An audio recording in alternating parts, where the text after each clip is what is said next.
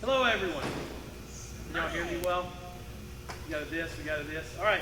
So I'd like to introduce myself. I know most of you, and you guys know most of me. Many of you guys, I was blessed to be able to share Fideles Christian School with you. But I'm the chaplain of the school and the operations manager, and I'm incredibly excited about everything that's going on with Fideles Christian School.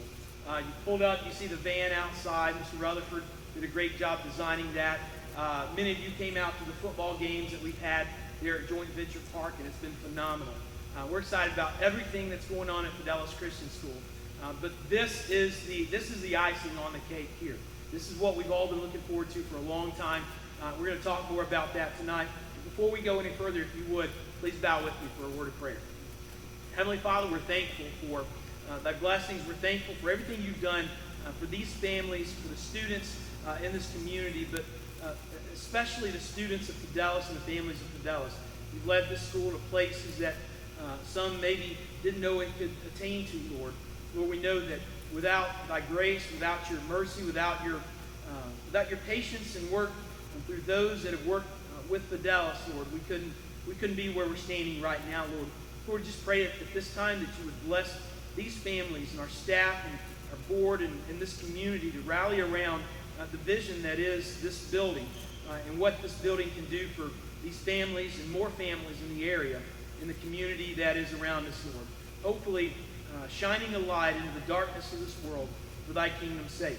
Lord, we ask that you would be with us this evening. Open our hearts, our minds, and everything that is in us, Lord, to be able to serve through giving and through sharing the story that is Fideles in this building, Lord.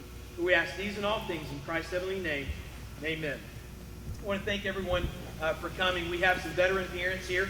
We have some staff here. We have those that have been around for a year or two, but we also have quite a few new families here with us.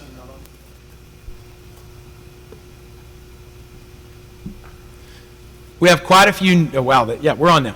We have quite a few new families with us this evening. And I told you during your tour, and you may not remember, but I know I said this. If you come to school here, we are going to ask for your help.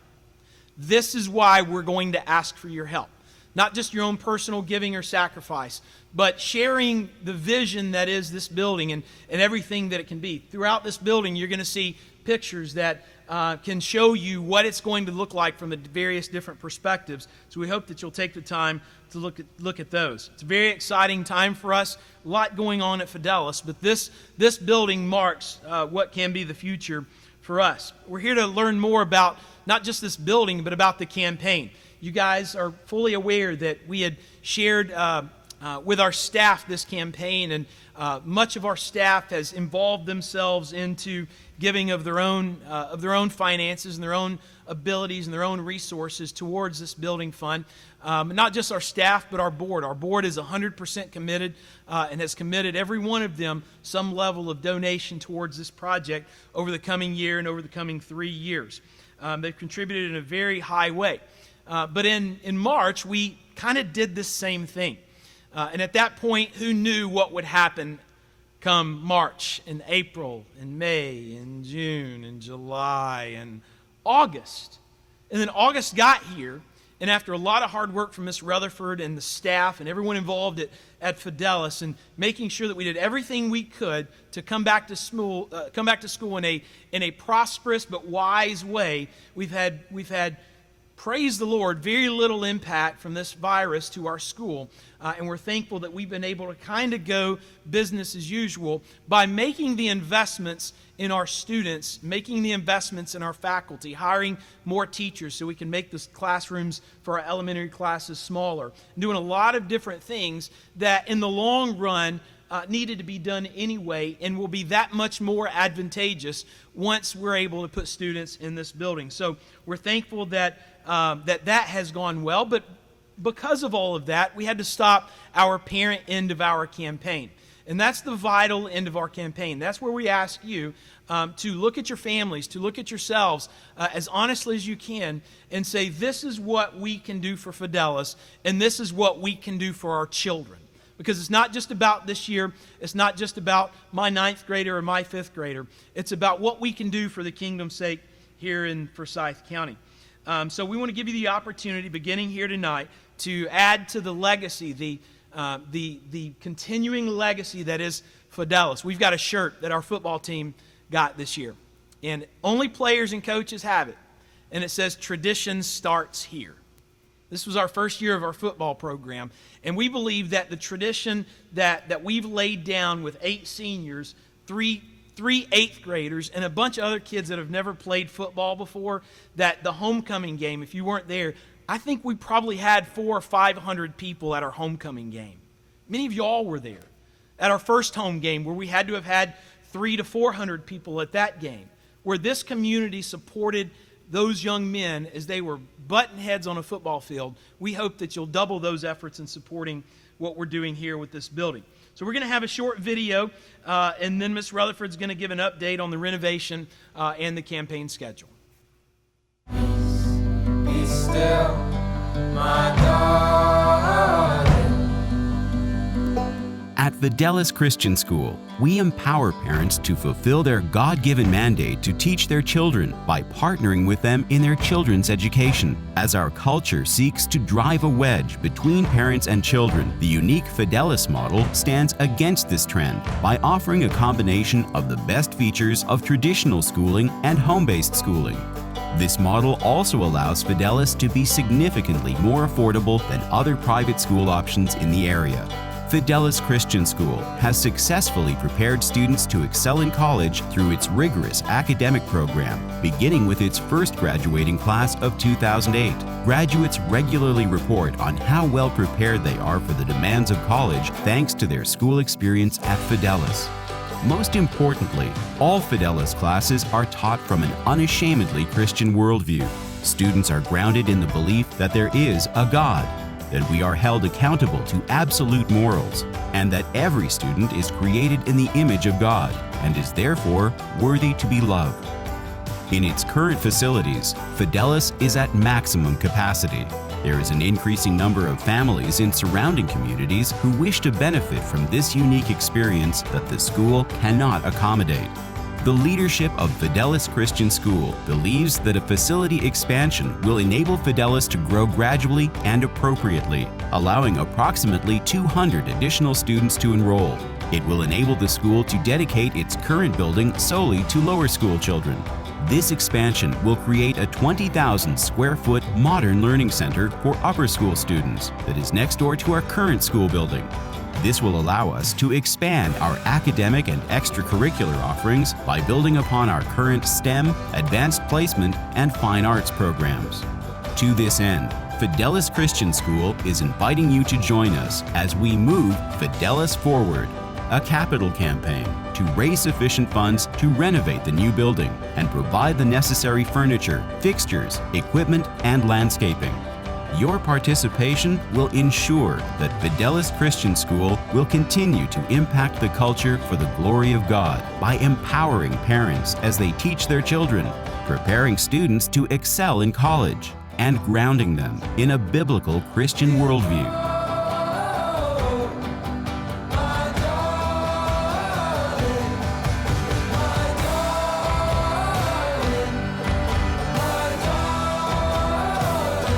For more information, please visit fidelesforward.org.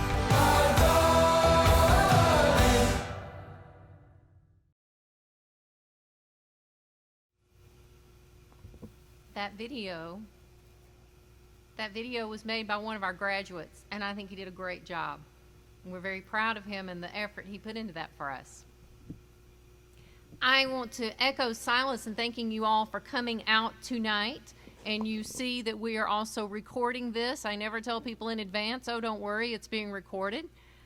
So we at least have an audience to speak to, and I appreciate that you've come. It's very difficult to get away on Thursday nights when you have everything busy at home. This afternoon, I got a phone call from our architect, Glenn McWhirter. Many of you may not be aware that this is the architect for our program. Glenn McWhirter and Associates have been working very hard for the past year, producing a lot of the images that you saw in that video about our building. And if you go to fidelesforward.org, you will see more of those images. And we have them printed out here tonight on these posters so you can walk through the building and kind of get an idea of if I'm standing here, this is what I will see. We're also working with CBI contractors who are going to be building the building once we have the funds to begin, and they've been working with us all along the way in getting the technical drawings and everything together and speaking with the contractor. So we're ready to go. We were ready to go in February when we first launched this campaign, but no one could predict the storm that was waiting for us and what came after that. I remember standing in chapel the day that video was made, in fact, because I remember the speaker that was in that video was there, and he was speaking, and it was the last chapel we had when that video was filmed. And or else he came back 2 weeks later. But the video is being made. I'm standing there, and I told the students, we're not going to be back in school for a couple weeks, and then we have spring break, but we'll see you guys after spring break. We have nothing to fear. God is in control.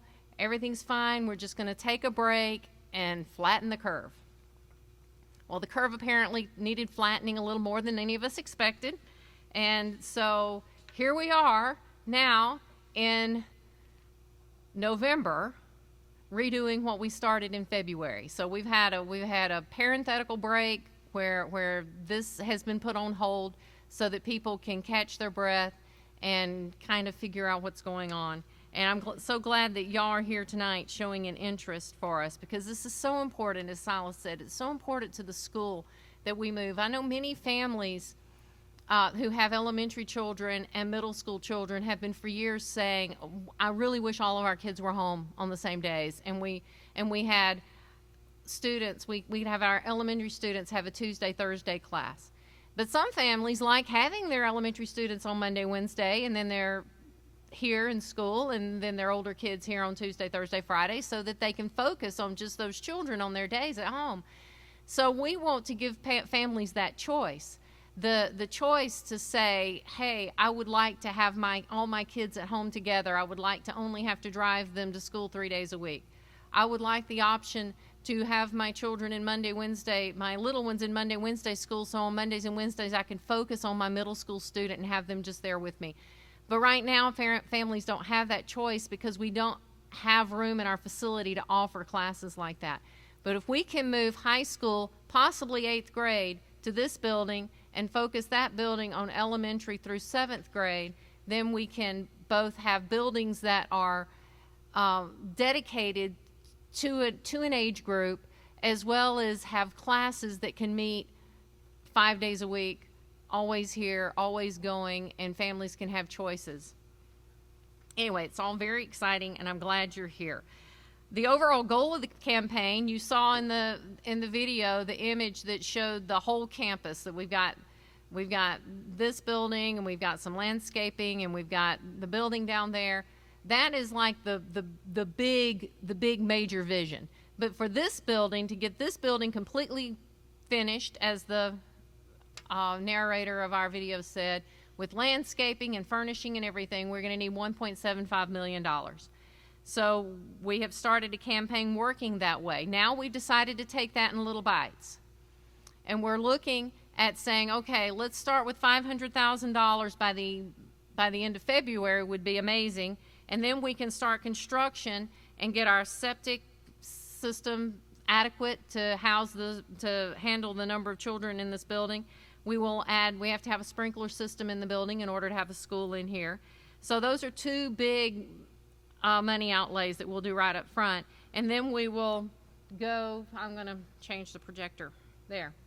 If you'll look, this is a floor plan of this big giant square we're sitting in right now. It's not, I don't think I'm at the right angle. Can y'all see that thing pointing? We'll just pretend we can see it. So if you walk around and you see these images, most of those images come from the very center area, the images that you're looking at, what we call the multi-purpose area. So we've got a lot of architectural drawings of that multi-purpose area, because we're very excited about that, because students really want a place that they can feel like they can hang out, they can study, and they can do lots of things in that area. And so we really wanted to make that the focal point of the building. So as we do our first $500,000, though, we'll get the septic, we'll get the sprinkler system, and then we're going to focus on doing the first few classrooms. The initial plan would be 4 classrooms starting in the bottom left-hand corner. So that is shown here in the highlighted in yellow. So that would be the first $500,000 roughly, and getting some of the major systems in and things like that. And then the next $500,000, as we raise this, and we'll just kind of raise it as we go, we will then finish out the classrooms that come around the back, and that'll be all the classroom space then will be finished, and then we will have the large bathrooms that are at this side of the building that would be roughly here on my left. Those bathrooms would be finished out. We also have science labs in the top right-hand corner. I guess it would be to your left. That top left-hand corner are science labs, so there'll be some plumbing and things that'll need to be put in. So that phase will be, hopefully, if all things are approved and everything goes to plan, that would be the next phase. And then the final phase would be finishing out the multipurpose area and doing the administrative offices and getting the front entrance and all that finished. Now, we're not going to fill the building with a bunch of children and have no administrators. There are offices. This is a warehouse. The warehouse has offices. We'll use the current existing offices in the meantime until we can finish this out. We would love to be able to raise this and get it done fairly quickly, but we are prepared to move along in steps according to how we get the money, because we know that people are a little nervous right now. But some businesses are doing great, and we just want everybody to feel comfortable and to know that it's not going to be the end of the world if we don't get all $1.75 million in the next 6 months. We're still moving forward, but we need that $1.75 million eventually, and it certainly will be wonderful when we get it. As the gifts and pledges come in, the building will continue, as I have said, and so I think I have hit all my talking points, so I will pass this on to Scott and Amanda Christian and Erica and Ace Howell, who are our campaign co-chairs.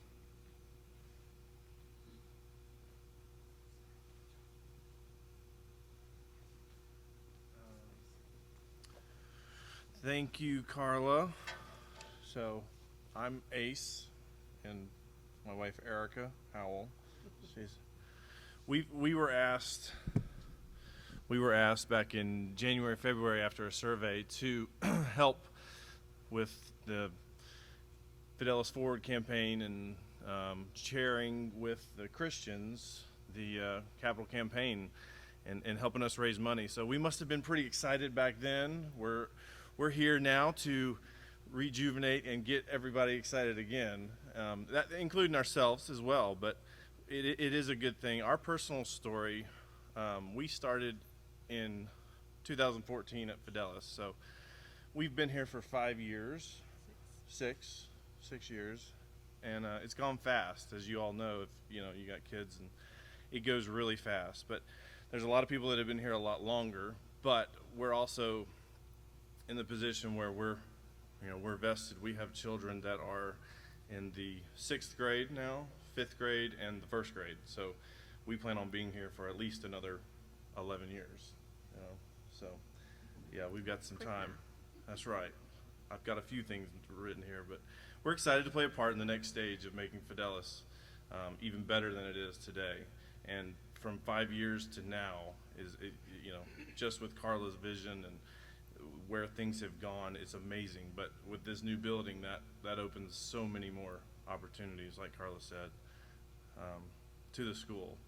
The campaign will bring Fideles into an entirely new level, providing students with rich resources, allowing each age group their own space to fully engage in learning with their peers.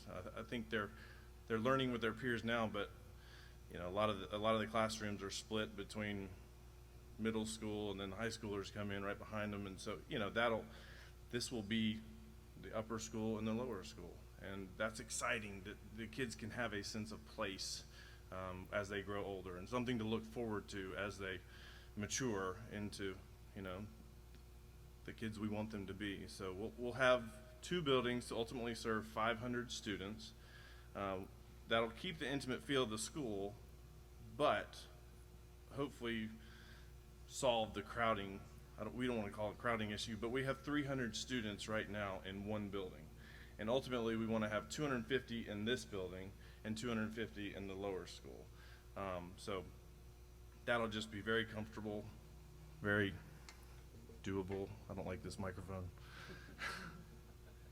And we think it's very obtainable, and we're excited about it. Like I said, our kids are excited. When you see, last time we had kids in here with us when we came and toured the space, and to see those high schoolers, even the ones that aren't going to be here but for a year or two, to see, oh my goodness, that's what they're going to do. We can hang out here. We can have a real cafeteria. We can have that common area.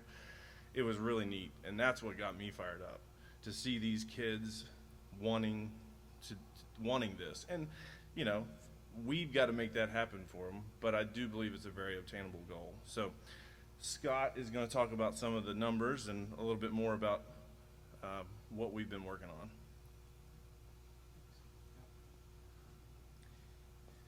For those that don't know me, my name is Scott Christian. I have a 9th grader, boys Bailey, and I have a 6th grader, Sadie. And our story started at Fideles when Bailey, graduated from 5th grade, when he, was a big 6th grader. And we started looking for alternatives for public school. And we looked at private school options. We looked at a variety of different options, and we came across a student at the time about Fideles. And we started inquiring about the school. And there are really 3 things, and I don't want to sell you on the school. You already know some of these things, but I think sometimes it's good to remind ourselves of the things that this school offers, that everyone on the outside is looking out or looking in and going, I want some of that. And I think it's good to always be mindful of those things, or be mindful of those things. So for us, the first and foremost was a Christ-centered environment, and raising our kids and loving our kids, and you win the hearts and the minds of our kids, and doing so with a Christian worldview. I think that was a very important and differentiator between what we are getting from other schools and what Fideles has to offer. It's uniquely positioned to do that. It is uniquely positioned to pray before class, to love on the kids in the way, in a godly environment. And not all schools can offer that. And others, I think, the demand is coming. They want that. And I think we help facilitate that environment. And the second thing, obviously, is the academics. It's a very strong and sometimes very difficult academic criteria and curriculum that we're teaching our kids. So the standard is very high. So with the Christian worldview, with high academics, and then you bundle all of that for a relatively low cost.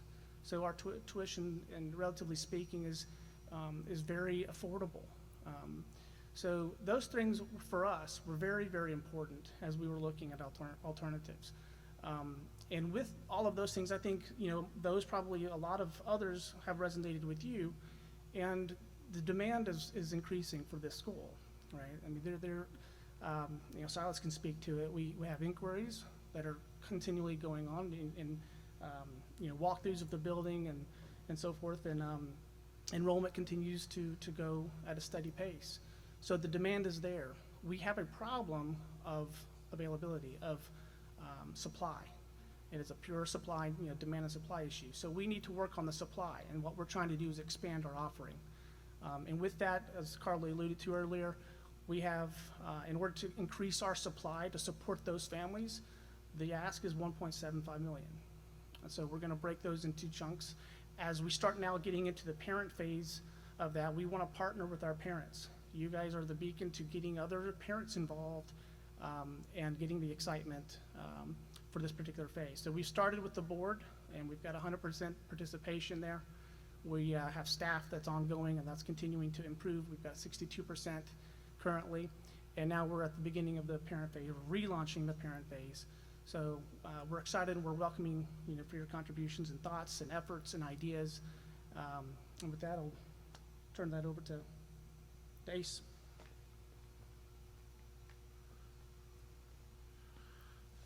So a little bit more about what we like here and what we're trying to accomplish, and we're really the liaisons for the school, for the families, so that y'all feel like you have a representation with the families, with working alongside of Carla, and the awesome staff, Silas, everybody, that ultimately they're making the decisions and they're guiding our path, but you know, we're here to really recruit and work with you guys and get to know you guys, and hopefully, you know, by us being up here, we'll be approachable so that, you know, you'll want to work with us really, and we can obtain our goals. So unlike most private schools, Fideles has never asked parents to make significant contributions above tuition. So this is the first time we will be asking for that. And this is, all the parents will be contacted and receive information about the campaign in the next several weeks. We'll be asking families to pray, first and foremost, about what they can do to help reach our goal with the campaign. In order to provide the most flexibility, families will be asked to consider making pledges to be paid out over 3 years. However, we are also encouraging families to make whatever gift they can right away. Like Carla said, we're trying to obtain goals, and I feel like if we can move, you know, some kids in here, that just creates the momentum that we need to get this campaign really moving forward. So you can make a 12-month commitment, you can make an immediate commitment, or you can make a 3-year pledge. So families who prefer a shorter gift window will have a chance to make an additional pledge later. Obviously, we're not going to turn you away. We don't want that. And but it'll allow parents to maximize their commitment in a manageable way. So we want this to be comfortable, but we also want you to realize that, you know, we're calling it a stretch goal. Maybe it doesn't seem attainable, but a lot of times what God can do is obtainable, but that makes it so much more significant in what we can and will do. So that's what's exciting. And I've never been a part of a campaign to this magnitude, but everybody that I've talked to about it says you'll be so impressed at the end of the day what God has done. And I believe that to be true. And that's what I believe is why I'm here, because I want to see that through. I want to see all the parents come together. I want to see it happen for this school and our children. I mean, that's what it's ultimately about. So, Scott, you know? Yeah, I mean, Ace has kind of hit on the word momentum. And so just to give you a little bit of a teaser for what's next, you know, we're talking about starting the second portion of the campaign, be it the parents. You know, there will be an outreach to the larger community. You know, that is the plan, to go beyond the four corners of Fideles and really do an outreach for the community. But as you can imagine, if you're on the outside looking in, it will be very, very important that the questions that they're going to be asking, right, is how much do you need? How much have you raised? What are your participation levels? If we don't generate the excitement, it'll be very, very difficult to get people excited. So I think we generate the excitement. We corral the parents, we corral the kids, we get excited for the vision that Fideles has, and we step into that space. As I said, we'll be surprised even to what the community will do. So I encourage you to be thinking about how you can participate, and as Ace had mentioned, you know, we'll be in touch. You know, I'm not going to hound you. I don't think our plan is to chase you out the door here and do that kind of thing. But we do want you to be thoughtful in your participation, both from time and effort and from a monetary perspective. Real dollars have to be invested into this building. So, you know, we will be doing an outreach. We will be calling, and we are anxious to hear and get your feedback. So.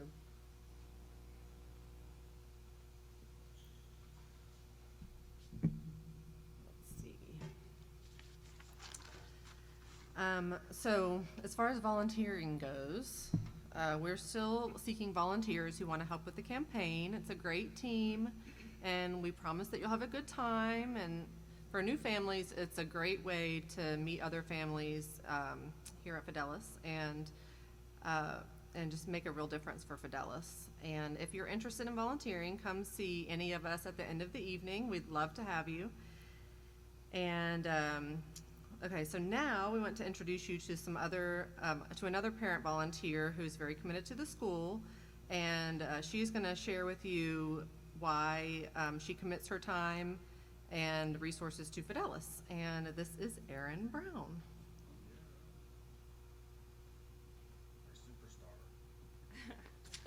We need the cheer squad here. That's what we need. That's right. So I'm Erin Brown. We've been at Fideles since 2017. And when I say at Fideles, I don't mean at the school. I mean we have been involved in athletics. And that's been our stepping stone into the academic side. We homeschooled from 1st and 2nd grade for our 2 kids who are now in 10th and 11th grade. So they're starting to drive and all the crazy things. Good luck, you guys, when you get there. But basically, we've been here because of athletics. That was our stepping stone in here. And suddenly, I started helping coach cross country and started coaching track along with John Camp.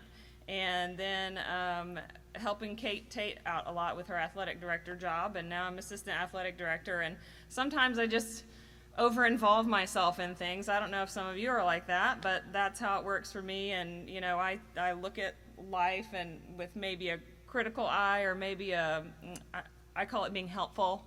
And so I just kind of step in and fill in some gaps where they need, and then I'll step back and follow when it's time to follow and that kind of stuff. But excuse me. So my husband and I have been married for coming up on 22 years. Our kids are 15 and 16, almost 17. I really feel like that athletics, and I'm kind of biased towards athletics because of my involvement there, but I'm telling you that because it's another place that this place creates community beyond the walls here. It's like its own outreach into the community. Because you can be a homeschooled student and participate in our athletics, and you can be a Fideles student and participate in our athletics. And it's just a great way to advertise Fideles to the local community, especially as it relates to that homeschool connection, because I'm guessing that many of you, before COVID, may have had some experience with homeschooling. Maybe. How many of you have had some experience with homeschooling before you came here? Yes, right, a lot of you have. Or you've decided that maybe 5 days a week just isn't your cup of tea, or your kid's cup of tea, or the schedule's crazy, or whatever, or maybe it's because of COVID and this is just a great schedule for you, or whatever the reasons are. Fideles has this unique place in the community that's really unlike anything else. There are several private schools kind of within the surrounding, this county and surrounding counties, but there's no hybrid like this that offers the kind of flexibility to families like this does. It's just incredible. And then to have that sort of athletics piece that's, let me just boast about, I don't know if you saw in the video, there were several banners on the back wall of the auditorium over there that are state championships and things like that. So we have a fantastic program that just makes this place more robust and better, and you're here for the academics, but then there's this whole other side of Fideles with the athletics program and things like that. So, but what that does is that it brings kids into our program, into Fideles as a school, because they've had touch points with athletics, and that's how we were. We were involved in 2017 and 18 in track and cross country, and then in 2019, I think, we came for my son's 9th grade year, and then last year, my daughter's 9th grade year, so now they're in 10th and 11th. But anyway, so the cool thing about that too is, and you guys would know this too, the Millers over there, our worlds have collided here at Fideles. From being involved in different homeschool, things and different other programs and co-ops and all the things that you do as homeschoolers and field trips and mother-son retreats and whatever, it's been so neat to come back to this place and make connections with people who we haven't seen in 5, 6, 10 years, some. And so we've seen from previous Christian school experience. We've had people from a Bible study from years ago that we never knew that they were here. It just kind of happened, and it's just kind of divine intervention, I think. Our homeschool and co-op, a hybrid that we used to go to, or my son went to, our troop with American Heritage Girls and Trail Life, and a trail running family. That was random. They were in public school until this year, and the Lazars. So they came, and then another homeschool family came here, the Griffiths, this year, as a result of us kind of saying, yeah, Fideles is a fantastic place. And they're like, we're done homeschooling. We're done full-time homeschooling. We need to send our kids somewhere at least for a small break. And this has been a fantastic place for those families. So you have probably all been at some point part of some sort of giving campaign, giving ask. You know, you've been asked to give at church, you've gotten a letter in the mail from somebody going on a mission trip, or you've been asked on the phone from some random caller that you say, I'm sorry, I don't have time for you right now, you know, but you've been asked for participation on some level towards some campaign for good, right? Has anybody never been asked for monetary participation, time, energy, passion, effort, all of that? And sometimes you've participated, and sometimes you've passed, right? I'll participate in this thing, and you evaluate those things with different, lenses and all that kind of stuff. But the moments that you participate, you're usually bought into the idea, or you're guilted into the idea. And I think we don't want you to be guilted into the idea. We want you to be bought into it. We want you to be passionate about this place and passionate about what's coming here. But I also don't want you to come to a place where you pass, because here's what's happened in our past. In our past, when we have passed. Ken and I passed on a few occasions. My husband, Ken, and I have passed on a few occasions. And have you ever not given to something but then been part of the celebration later? Like maybe your church built a new wing or something like that. Or maybe you've gotten pictures back from somebody's mission trip, and you saw them online, or they sent them out to whoever that's been praying and participating, but you happen to kind of look over somebody's shoulder and see those pictures, and you go, daggone, man, I should have given to that. And you look back and you go, that would have been really something cool to participate in instead of passing on. Again, not out of guilt, but out of, you get to see this result of what so many people helped put together.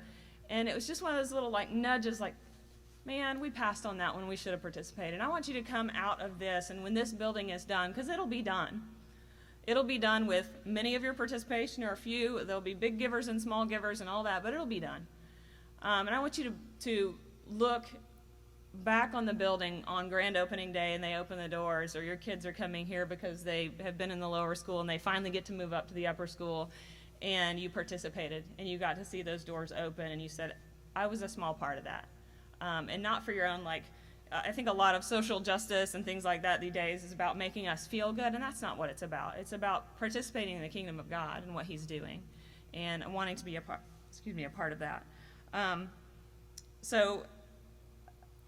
And much of that participation, in our case, we've got an 11th and a 10th grader. They're out of here in a couple of years. That's kind of scary to think about. There's an organization that we had been a part of that we can no longer be a part of because our kids are aged out. But it keeps nudging me every time I see these pictures, because this organization is still going on and it's thriving like crazy. And I literally cannot look at the pictures because I feel like I've missed the boat on giving to it.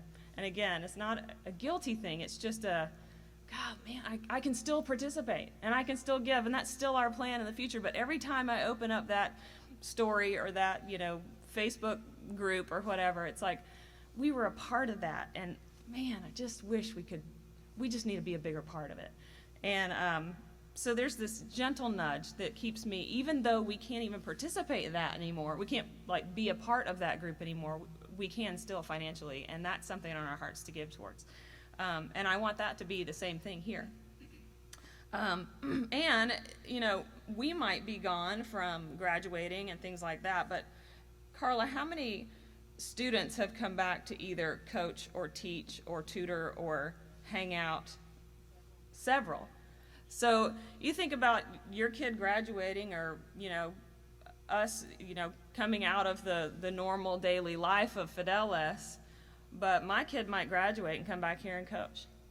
And how cool would it be to come back to a place that's thriving and growing and it's not run into the ground? It's like, you know, cool and fancy and all that kind of stuff. That would be really awesome for them to come back and see all of our participation in this goal come to fruition for, you know, later generations. So I think that's where we're at, and we can't wait to participate. And we hope that you guys will too. And I think you've heard enough from everybody to hopefully give you a good picture of what's going on. And I thank you for being a part of that. And if you want to know anything about athletics, just ask, because I will take your children and make them athletes. Thanks.